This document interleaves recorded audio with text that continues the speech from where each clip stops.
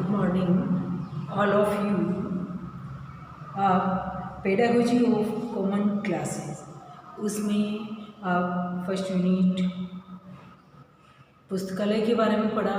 Second आपका श्रव्य दृश्य सामग्री या शिक्षण और अधिगम संसाधन, इसके बारे में अध्ययन किया। इसके लास्ट मैंने 4 पॉइंट आपको बताए थे इसमें कि शिक्षण अधिगम संसाधन में फर्स्ट पॉइंट कौन सा है आपका, पुस्तकालय संसाधनों का प्रयोग।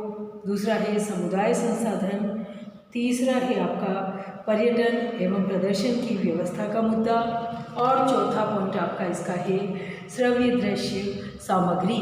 तो आज हम श्रव्य दृश्य सामग्री के बारे में अध्ययन करेंगे।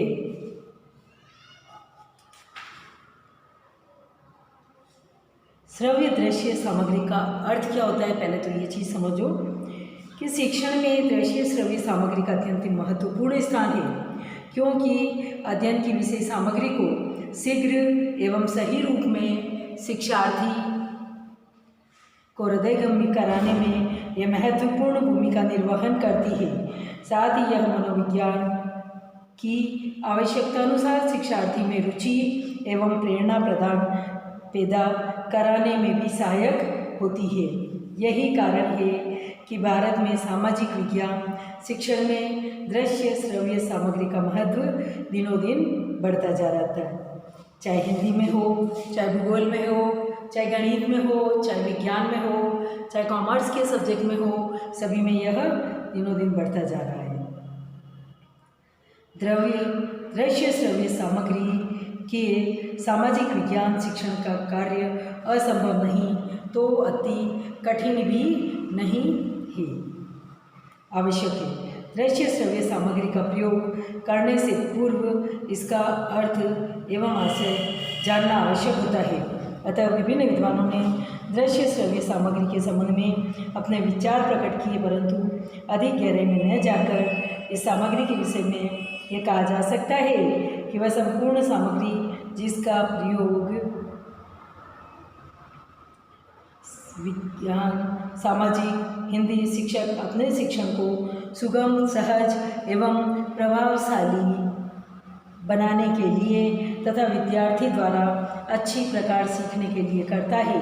जिस सामग्री को देखकर विद्यार्थी ज्ञान प्राप्त करता है, दृश्य सामग्री, एवं जिसे सुनकर ज्ञान प्राप्त करता है उसे श्रव्य सामग्री कहा जाता है।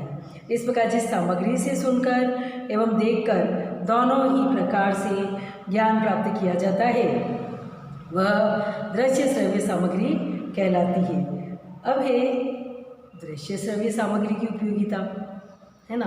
तो एडगर ब्रूस वेस्ले के ये विचार महत्वपूर्ण है कि दृश्य श्रव्य साधन अनुभव प्रदान करते हैं और उनके प्रयोग से शब्दों एवं वस्तुओं का संबंध सरलतापूर्वक जुड़ जाता है। बालकों के समय की बचत होती है तथा उनकी सहायता से सरल परंतु सही बातों का पता चलता है। उनसे जहाँ बालकों का मनोरंजन होता है वहाँ वे विभिन्न वस्तुओं की प्रशंसा करना भी सीख जाते हैं। वे जटिल बातों को भी सरल ढंग से पेश करते हैं, बालकों की कल्पना शक्ति को प्रेरित करते हैं और उनकी निरीक्षण शक्ति को भी विकसित करते हैं। ऐसी सहायक सामग्री की व्याख्या तो करनी पड़े तो उसके अनुवादन की कोई आवश्यकता नहीं होती। इस प्रकार वे सीखने के लिए राजमार्ग का काम दे सकती है। उक्त विचार को दृश्य श्रव्य सामग्री की उपयोगिता पर विस्तार से प्रकाश डालने के निम्न बिंदुओं के आधार पर सामग्री की उपयोगिता देख सकते हैं। विषय वस्तु की स्पष्टता में सहायता। विषय वस्तु के अंतर्गत दृश्य श्रव्य सामग्री की सहायता से विभिन्न प्राकृतिक एवं मानवीय क्रियाओं, प्राकृतिक स्थलाकृतियों एवं महत्वपूर्ण सिद्धांतों आदि से संबंधित विषय सामग्री को आसानी से इस प्रकार स्पष्ट किया जा सकता है कि विद्यार्थी उसे हृदयगम्य कर सके। सेकंड पॉइंट इसका है विषय सामग्री में रोचकता का विकास करना। दृश्य श्रव्य साधनों के द्वारा सामाजिक विज्ञान की अध्यापन प्रक्रिया में रोचकता उत्पन्न की जा सकती है और उदाहरण के लिए बांधों की जानकारी मॉडल चित्रों के माध्यम से देने से विद्यार्थियों में रुचि का विकास होगा। विभिन्न ज्ञानेंद्रियों को सक्रिय करना, विविध प्रकार की सामग्री का प्रयोग करने से विभिन्न प्रकार की ज्ञानेंद्रियाँ ज्ञान प्राप्त करने की ओर आकर्षित होती है।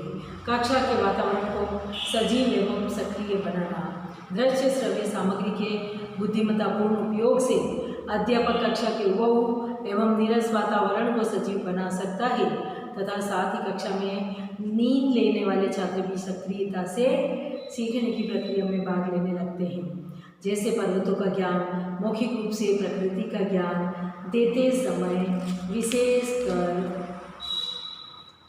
पिछली पंक्ति के छात्र सो जाते हैं और अध्यापक बोलता रहता है, परंतु जो मानचित्र हैं पर्वतों को दर्शाने वाले हैं उसकी सहायता से पढ़ाने पर छात्रों में सक्रियता आती है। स्थायी ज्ञान की प्राप्ति, शिक्षण सामग्री की सहायता से नगर, बंदरगाह, औद्योगिक, व्यापारिक प्रतिष्ठान, वितरण एवं स्थितियों, राज्य तथा केंद्रीय सरकारों द्वारा आदि से संबंधित प्राप्त ज्ञान अपेक्षाकृत अधिक स्थायी रहता है, उसे शिक्षार्थी आसानी से नहीं भूल पाता है।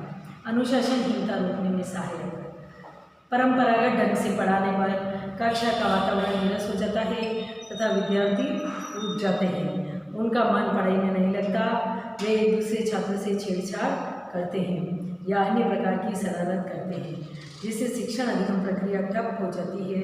परंतु दृश्य श्रव्य सामग्री के उपयोग से उक्त समस्या नहीं आती है।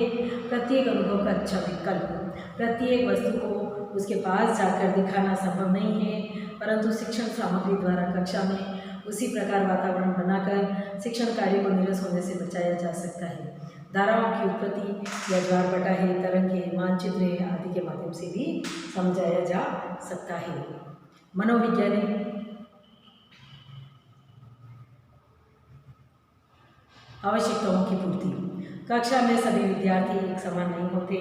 उदाहरण के लिए कोई विद्यार्थी देखकर सुनकर जान लेता है तो कोई देखकर ही अथवा दूसरा सभी प्रकार से सीखता है, जिसकी पूर्ति श्रव्य, दृश्य, श्रव्य सामग्री आदि से उपयोग से संभव है।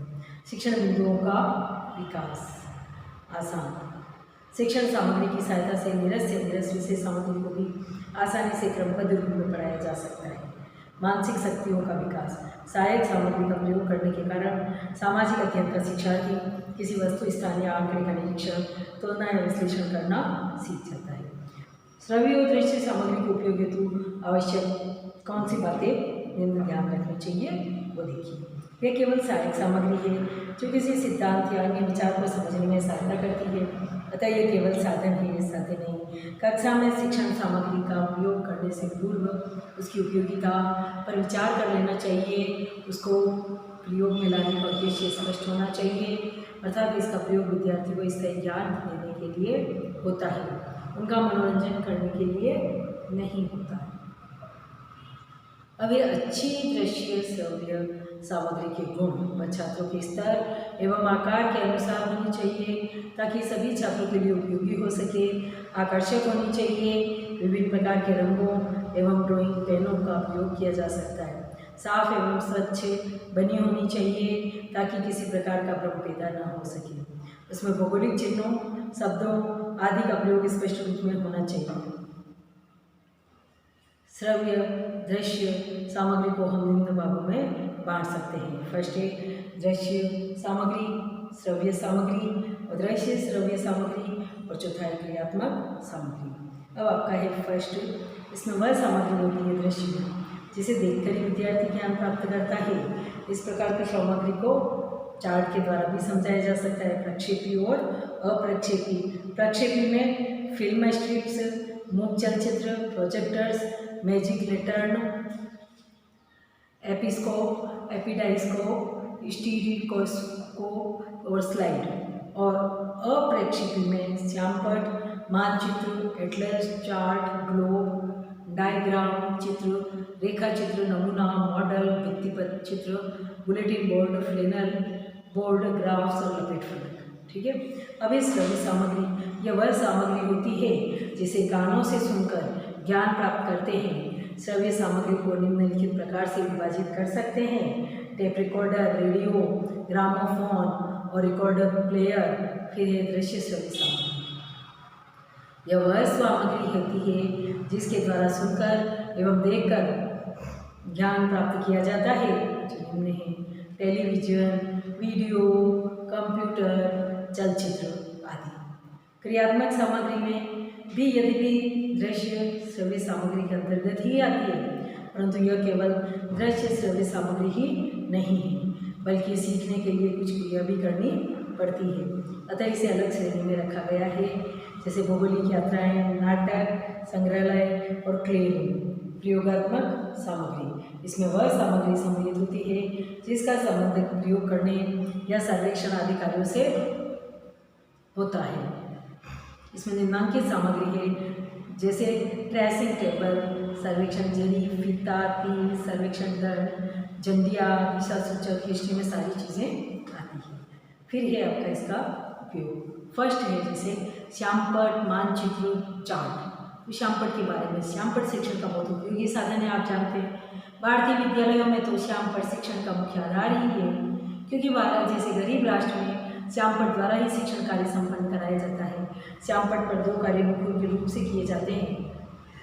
प्रथम तो पाठ का सार लिखने के काम आता है, दूसरे विभिन्न प्रकार के रेखा चित्र, चित्र तालिकाएँ आदि बनाकर पाठ का विकास किया जाता है। सेकंड, जैसे इसके प्रयोग के लिए सावधानी है कि कुछ अपेक्षाएं जिनका विवरण इस प्रकार है: अध्यापक का लेखन स्पष्ट एवं सुंदर होना चाहिए, ताकि शिक्षार्थियों द्वारा उसे आसानी से पढ़ा जा सके। अक्षरों का आकार इतना बड़ा अवश्य होना चाहिए कि कक्षा में पिछली पंक्ति में बैठे विद्यार्थी भी आसानी से समझ एवं लिख सके। श्यामपट्ट पर लेखन कार्य करते समय पंक्ति सीधी होनी चाहिए और पंक्तियों के बीच की दूरी लगभग समान रहनी चाहिए। विभिन्न प्रकार की गतिविधियों को दिखाने के लिए रंगीन चॉक्स का प्रयोग भी करना चाहिए। जैसे फिर है मानचित्र, सामाजिक विज्ञान है, इसमें मानचित्र उतना ही आवश्यक है जितना कि मानव शरीर में प्राण। बिना मानचित्र के सामाजिक अध्ययन का शिक्षण कार्य करना बड़ा दुष्कर होता है, तथा आधुनिक युग में भी इनका महत्व और भी अधिक बढ़ गया है। इतना और अधिक महत्व होने के कारण इसका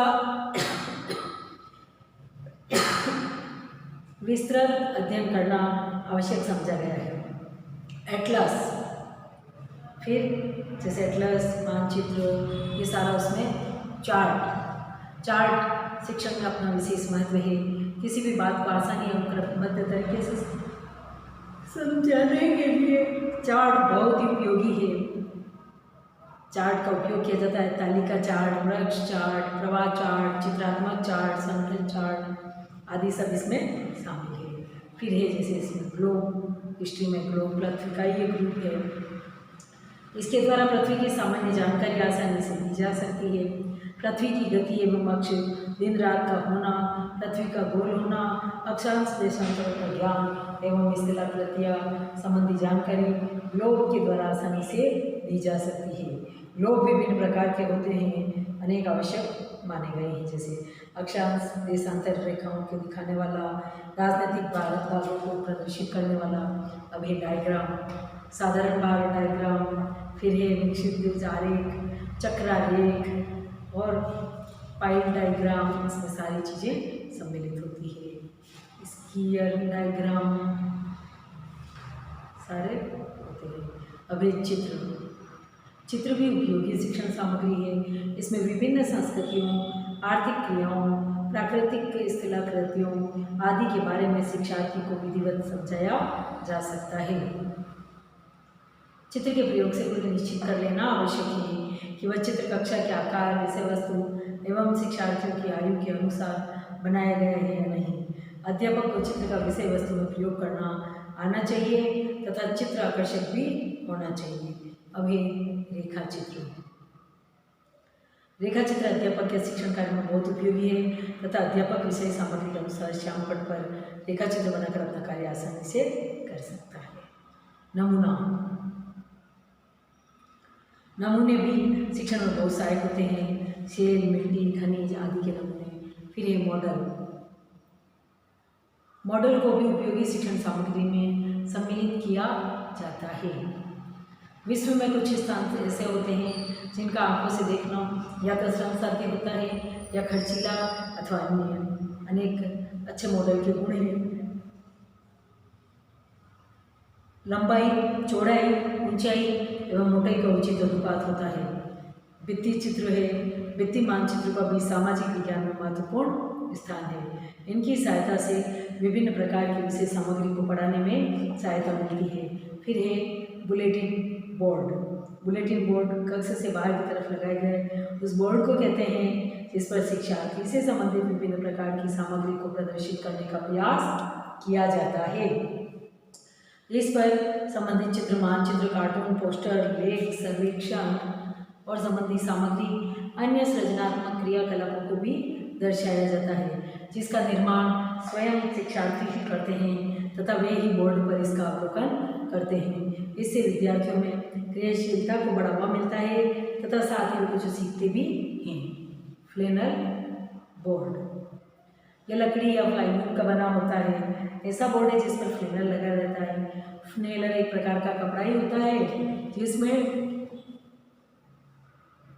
ऊन के रेसे होने से खुरदरापन आ जाता है। उस पर दूसरा टुकड़ा चिपक जाता है। उसके ऊपरी भाग पर चित्र, पोस्टर, रेखा चित्र, भूगोल के विभिन्न सिद्धांत, पुनरावृत्ति सामग्री आदि को लगाकर कक्षा में आवश्यकता अनुसार उपयोग में लाया जाता है। फिर ये ग्राफ, भूगोल में ग्राफ जलवायु संबंधी आंकड़ों को प्रदर्शित करने के लिए किया जाता है, जैसे जनसंख्या संबंधी आंकड़े, साधारण लाइव ग्राफ, मिश्रित लाइव ग्राफ और इर्गोग्राफ, हिदर ग्राफ, क्लाइमोग्राफ, ये सारी चीज़ें उपयोग में ली जाती हैं। फिर है टेप रिकॉर्डर, ये एक उपयोगी श्रव्य सामग्री है। इस यंत्र द्वारा कोई भी व्याख्यान, वार्तालाप या अन्य महत्वपूर्ण शब्दावली आदि को रिकॉर्ड किया जा सकता है और आवश्यकता अनुसार कभी भी सुना जा सकता है। भारत के सभी स्कूलों में इसे प्रयोग नहीं किया जा सकता क्योंकि भारत एक गरीब राष्ट्र है। अब है रेडियो। रेडियो केवल एक मनोरंजन का साधन ही नहीं है बल्कि शिक्षा प्राप्ति का भी एक महत्वपूर्ण साधन है। वर्तमान में रेडियो पर 2 प्रकार के कार्यक्रम प्रसारित किए जाते हैं, सामान्य प्रसारण और विशेष शैक्षिक प्रसारण। इसमें अध्यापक को आकाशवाणी केंद्रों से प्रसारित होने वाले कार्यक्रमों की पूर्ण जानकारी होनी चाहिए। कालांशों का निर्धारण आकाशवाणी से संबंधित कार्यक्रमों के अनुसार ही करना चाहिए। रेडियो कार्यक्रम प्रसारित होने वाले स्थान विद्यार्थियों की संख्या के अनुसार होनी चाहिए। कार्यक्रम के आरंभ होने के पूर्व ही अध्यापक को संबंधित कार्यक्रम की सामान्य जानकारी छात्रों को दे देनी चाहिए। प्रसारण के समय अध्यापक को कक्षा में विद्यार्थियों के साथ बैठकर विद्यार्थियों पर ध्यान रखना चाहिए। अब ये टेलीविज़न। टेलीविज़न भी रेडियो जैसा ही यंत्र है। इसमें केवल इतना अंतर है कि कार्यक्रम सुनने के साथ दिखाई भी देते हैं, अतः इससे ज्ञान अपेक्षाकृत अधिक प्रभावशाली ढंग से किया जा सकता है। इसमें भी रेडियो की तरह दोनों ही प्रकार के कार्यक्रम आते हैं तथा रेडियो जैसे ही सावधानी रखनी अपेक्षित है। फिर है नेक्स्ट आपका कंप्यूटर। कंप्यूटर इस सदी की महत्वपूर्ण उपलब्धि है। शिक्षण के अंतर्गत भूगोल, अर्थशास्त्र शिक्षण में कंप्यूटर का प्रयोग तालिकाएं बनाने, सांख्यिकी कार्य करने तथा गणितीय कार्य करने में भलीभांति किया जा सकता है। साथ ही विषय वस्तु के प्रस्तुतिकरण में यह महत्वपूर्ण सामग्री है। विकसित राष्ट्रों में शिक्षा के क्षेत्र में इसका प्रयोग पर्याप्त संख्या में होने लगा है, परंतु भारतीय विद्यालय पर अध्ययन कक्षाओं की पहुँच से भी बहुत दूर है क्योंकि भारत में धन का अभाव है। आज परिवर्तन का युग है। जिस बिंदु को हम पूर्ण मान रहे वह भी परिवर्तनशील है। सामाजिक अध्ययन के क्षेत्र में है। कंप्यूटर की पहचान अभी प्रारंभिक अवस्था में। इसका मूल कारण है अभी हम कंप्यूटर को पूर्ण रूप से स्वीकार नहीं कर पा रहे हैं। कंप्यूटर की आवश्यकता को देखते हुए हम कह सकते हैं कि जिस प्रकार से छात्र, अध्यापक एवं अभिभावक कंप्यूटर की शिक्षा के प्रति जागरूक है, इसके साथ ही आज आधुनिक भूगोल के ज्ञान की भी आवश्यकता है। चाहे वह रोजगार के अत्यधिक विकसित क्षेत्र हो अथवा सामाजिक ढांचे के पुनर्निर्माण की स्थिति हो, प्रत्येक क्षेत्र में कंप्यूटर की ही आवश्यकता है। आज सामाजिक अध्ययन के क्षेत्र में भी कंप्यूटर आधारित शिक्षा उन्नति का मूल मंत्र है। अतः इस आधार सामाजिक अध्ययन के क्षेत्र में कंप्यूटर का भविष्य उज्ज्वल एवं सुनहरा है। इंटरनेट। भारत में इंटरनेट की सुविधा की शुरुआत 15 अगस्त 1995 में हुई।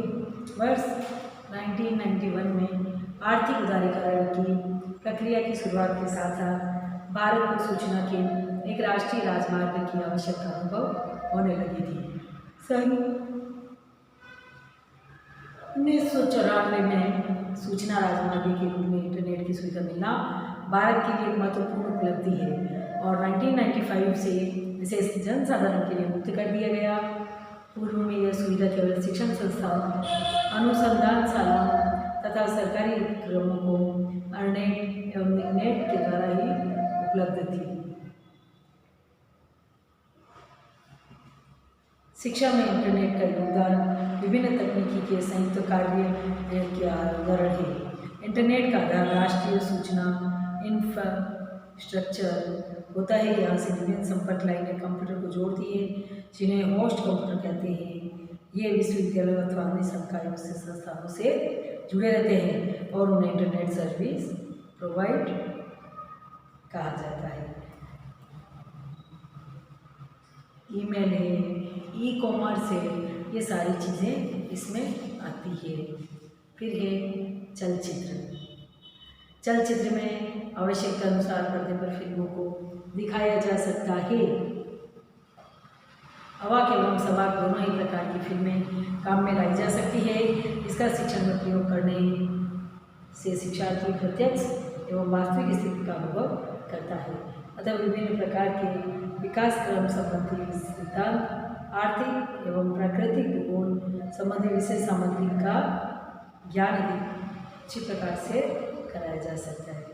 जैसे ज्वालामुखी है, भूकंप है, ज्वार-भाटा है, लहरें हैं, पशु पक्षी आदि का ज्ञान दिया जा सकता है। इसकी अनिवार्यता को देखकर ही राष्ट्रीय शैक्षिक एवं अनुसंधान परिषद NCERT यूनेस्को कई राष्ट्रों के दूतावासों में फील्ड लाइब्रेरी की स्थापना की गई, जहाँ से फिल्में दिखाने हेतु प्राप्त की जा सकती है। नेक्स्ट है वीडियो इस समय का अपेक्षाकृत और भी सशक्त साधन है, क्योंकि इसका प्रयोग कहीं भी किया जा सकता है तथा इस पर इच्छानुसार कार्यक्रम दिखाए जा सकते हैं। इसका प्रयोग करने के लिए निम्न वस्तुओं की आवश्यकता पड़ती है: television set, video cassette recorder, video cassette player. सामाजिक ज्ञान शिक्षण में वीडियो का उपयोग आसानी पूर्वक किया जा सकता है, परंतु ये काफ़ी महंगा साधन है। विद्यालय स्तर पर इसकी कई पर ही प्रयुक्त किया जा सकता है। जैसे ईमेल सूचना संप्रेषण का एक रूप है। इस प्रणाली में इंटरनेट के द्वारा एक कंप्यूटर को दूसरे कंप्यूटर से जोड़कर तत्काल सूचना को संप्रेषित करने की सुविधा प्राप्त की जाती है। एक कंप्यूटर से भेजी गई सूचना को दूसरे कंप्यूटर पर पढ़ा जा सकता है। ईमेल प्रणाली में मॉडेम का महत्वपूर्ण स्थान है। एक कंप्यूटर सुदूरवर्ती दूसरे कंप्यूटर तक सूचना भेजता है। फिर ई कॉमर्स इंटरनेट आधारित उपभोक्ता बाजार की एक नई कार्य प्रणाली है, जिसके अंतर्गत इंटरनेट पर वस्तुओं का क्रय विक्रय किया जाता है। भारत में ई कॉमर्स अथवा अभी प्रारंभिक अवस्था में है, फिर भी इस वर्ष से कॉमर्स द्वारा भारत में किया जाने वाला कुल व्यापार 500 करोड़ तक पहुंच जाने की आशंका है। कॉमर्स के माध्यम से सेवाएं देने वाली भारतीय कंपनियों से मुख्य अमृत, ICI, राष्ट्रीय स्टॉक एक्सचेंज भारत में ई कॉमर्स से संबंधित विनिमयों तथा कानूनों का अत्यधिक अभाव, जिसके कारण इस माध्यम का विस्तार नहीं हो पा रहा है। हाल ही में केंद्र सरकार द्वारा ई कॉमर्स को विस्तार देने की दिशा में कुछ ठोस पहल की गई है। नेक्स्ट है प्रोजेक्टर से अभिप्राय उन उपकरणों से हैं जिनकी सहायता से विभिन्न प्रकार की सामग्री को पर्दे पर बड़े रूप में दिखाया जा सकता है। इसमें स्लाइड या फिल्म स्टिक प्रोजेक्टर एवं मैजिक लैंटर्न, एपिस्कोप, एपिडाइस्कोप आदि यंत्र सम्मिलित होते हैं। ये सभी सामाजिक विज्ञान शिक्षण में बहुत महत्वपूर्ण स्थान रखते हैं, परंतु वास्तविक यह है कि भारतीय विद्यालयों के सामाजिक विज्ञान कक्षा में इनका अभाव है, क्योंकि भारत में धन का अभाव है, अतः इन्हें खरीदा नहीं जा सकता। यदि भी विकसित राष्ट्रों के विद्यालयों में सामाजिक विज्ञान शिक्षण में सभी का प्रयोग प्रचुर मात्रा में किया जाता है। और उसके बाद श्रव्य, दृश्य, सांपट, ये सब आपको 4 पॉइंट इसके बारे में सब समझाए गए थे मैंने, उनके द्वारा आपको सब समझ में आ गया होगा कि श्रव्य, दृश्य सामग्री क्या होती है। ये सभी विषय में आपके साथ में एक साथ जुड़ती है, चाहे पेडागोजी के सारे सब्जेक्ट ले लो आप, हिंदी है, इंग्लिश है, सामाजिक है, पॉलिटिकल है, ज्योग्राफी, गणित है, कॉमर्स है, साइंस है, सारे सब्जेक्ट में आपके शिक्षण श्रव्य, दृश्य सामग्री है। सैंपल, मानचित्र, चार्ट, ग्लोब, डायग्राम, मॉडल, चित्र, flannel board, tape recorder, radio, television, computer, internet, video, projectors, ये सारी चीज़ें इसमें समाहित की जा सकती है। इसमें क्रियात्मक सामग्री है, प्रयोगात्मक सामग्री है, और फिर शिक्षण मुद्दों का अच्छे से दृश्य सामग्री की मुख्य शर्तें हैं। आपकी सहायक सामग्री का उपयोग किस प्रकार से किया जाए, यह भी अध्यापक को परिभाषित जानना चाहिए, अन्यथा सहायक सामग्री उपलब्ध होते हुए भी उसके सहारे पाठ का विकास करने में असमर्थ रहेगा।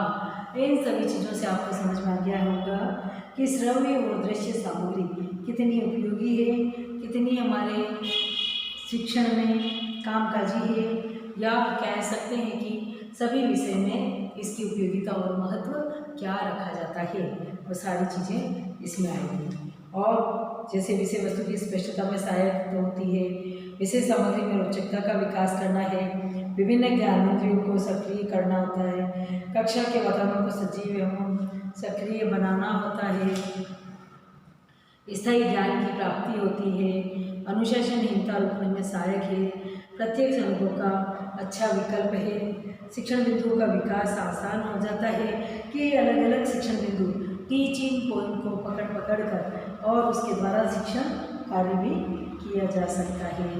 तो मनोवैज्ञानिक आवश्यकताओं की पूर्ति होती है, इससे मानसिक शक्तियों का विकास भी होता है।